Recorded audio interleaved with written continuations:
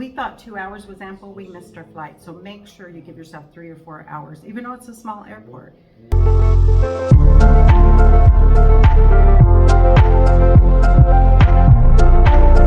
of the concerns is getting ripped off by giving your credit card to someone in particularly Africa that might have a bad reputation for, and then you give your credit card number and you're going, oh no, what have I just done? And so booking a trip becomes difficult. Like when we were booking with you, You want to go to someone trusted. yeah, you want to go to someone trusted.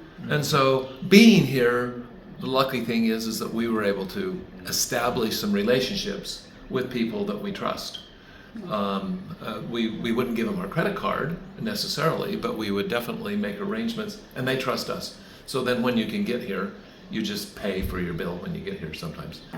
And also, like the restaurants, they will bring the international swipe machine to you at the table and swipe your card. So you never have to hand them your card to go in the back, like in America. No, you don't want to hand them their card. Also, they don't expect, I mean, a 10% tip is kind of, they don't expect 20% like in America in every place you go. Yeah. But like I said, you want to tip your guides and things generously.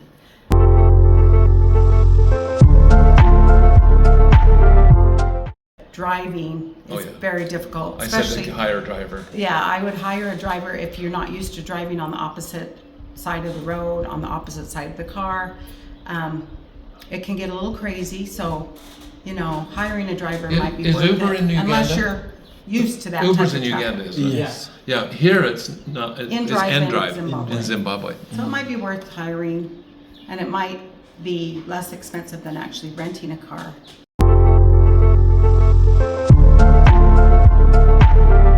So you probably want traveler insurance. Oh, that's the other thing. We're glad we Because did. you have to be evacuated. We for bought medical. traveler insurance in case we had to be evacuated. Or get a medical problem. Particularly being retired. So when you're retired, your Medicare will not pay for international travel. Yeah. Okay? So you at least want to buy traveler insurance that will cover a medical emergency here or an evacuation out. Yeah. And so we bought a policy that was You around don't need to was cover, $250,000 like, the whole cost of each. the trip, like Yeah. your flights and Yeah, don't cover your flights. yeah, and then your travel insurance would be a little less expensive. So Yeah. Okay.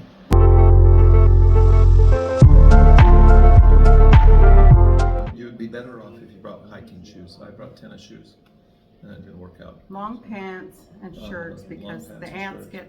can get And mud, gators. and your shoes will get muddy if you come during rainy season.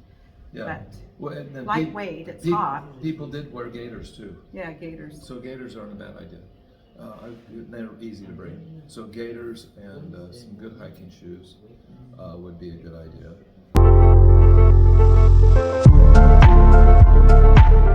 Be prepared that at the airport that like a lot of European airports and African airports, they check your luggage and check you at the door as you go in. And then also there's a security check after you check in. So we thought 2 hours was ample. We missed our flight. So make sure you give yourself 3 or 4 hours, even though it's a small airport.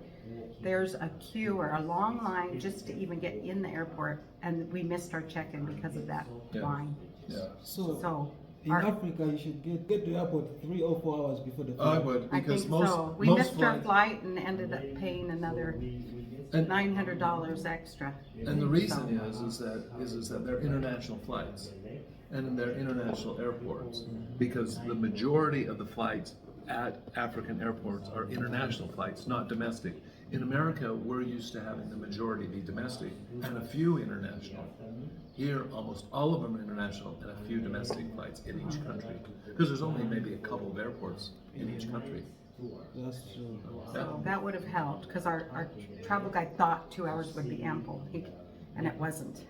So, But I know Uganda, there's a lot of traffic. yeah. Well, the traffic wasn't a big deal. We got to the airport fairly quickly, but it's just once you're at the airport, you go through security as you enter, you have to get out of your car, go through security, get back in the car.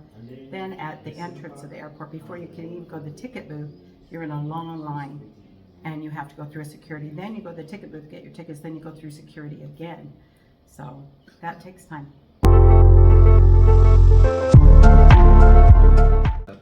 When we lived here, we had a washer-dryer arrangement. It washed our clothes and dried our clothes. Not great, but a little better. And this time around, every time we wanted to wash our clothes, which in Uganda it was basically didn't work. And here in Zimbabwe, it's worked, kinda, but you almost always have to hang your clothes out Hang dry. to dry Yeah. them.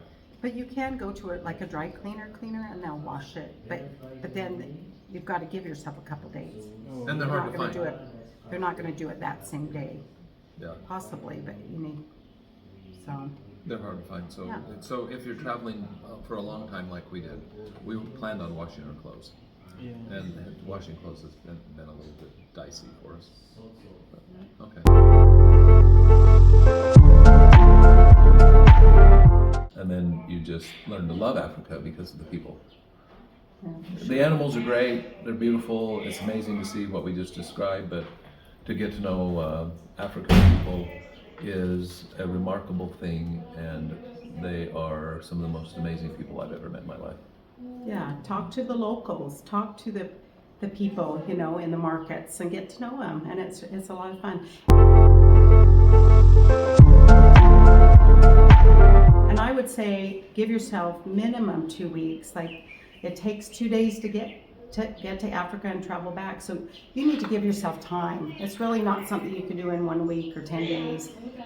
I mean, the more if you can spend You gotta 2 to spend 4 weeks here, 14 you're going to days have minimum. the ultimate experience. 14 days minimum. Get over the jet lag and really enjoy it. So. Yeah.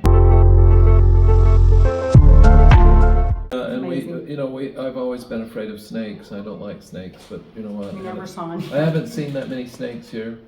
You know, we saw. Oh, we did see that boom slang. We saw a boom We saw slang. one in our One Jeep, boom so it was slang. safe. But yeah, he has a petrified fear of snakes. But and living in Zimbabwe, we We saw never saw one any. snake Yeah. here, and we about drove over it. yeah. It was a black mamba. And we hiked the mountains of Chimanimani for 8 hours in Zimbabwe. Didn't see one snake. Never saw a snake. We were going through all the jungle, the windy. Never saw anything that was dangerous. But We I'm did sure it can see a python go in a hole happen on in a safari. Emiri in Zimbabwe.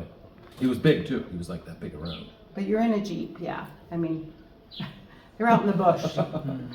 But I'm not that afraid of a python. The scary ones are the black mambas and the green mambas. The venomous. And last advice to travelers who travel to Africa. Advice to travel. Oh, you need to come. It's It's not as daunting as you think. it's safe. Westerners and Americans think that it's a big, daunting, expensive. It's not as expensive as you think. It's expensive, but not that expensive. And then the other thing is that if you want to know Africa, you get to know the people. Thank you so much. Thank you, brother and sister Anderson. Those tips will help a lot of travelers around the world. Thank It you was so our much. pleasure.